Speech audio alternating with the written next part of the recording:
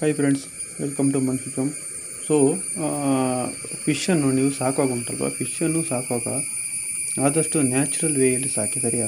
So natural ವೇಯಲ್ಲಿ ಸಾಕಿದರೆ ಮಾತ್ರ fish ಒಂದು ಹೆಲ್ದಿಯಾಗಿ ಇರಲಿಕ್ಕೆ ಸಾಧ್ಯ ಉಂಟು. ಇಲ್ಲಾಂದರೆ ನೀವು ಏನೇ ಒಂದು ಇನ್ವಾಲ್ವ್ಮೆಂಟ್ ಕೊಟ್ಟರೂ ಕೂಡ ಫಿಶನ್ನು ಹೆಲ್ದಿಯಾಗಿ ಇಡಲಿಕ್ಕೆ ಸಾಧ್ಯ ಇಲ್ಲ, ಸರಿಯಾ?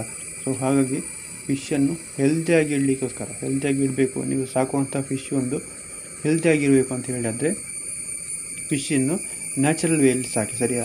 ಸೊ ನೀವು ಈಗ ನೋಡಿರ್ಬೋದು, ಫಿಶ್ಶು ನಿಮ್ಮ ಮನೆಯ ಹೊರಗಡೆ ಅಂದರೆ ನೀರು ನಿಲ್ಲುವಂಥ ಜಾಗದಲ್ಲಿ ಫಿಶ್ ಇರುವಾಗ ನೋಡಿ, ಆ ಜಾಗದಲ್ಲಿ ಪ್ರತಿಯೊಂದು ಇರ್ತದೆ ಅಲ್ವಾ.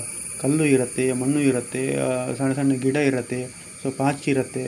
ಸೊ ಇದೆಲ್ಲ ಇದ್ದಾಗ ಮಾತ್ರ ಫಿಶ್ ಒಂದು ಹೆಲ್ದಿಯಾಗಿರಲಿಕ್ಕೆ ಸಾಧ್ಯ ಉಂಟಲ್ವ.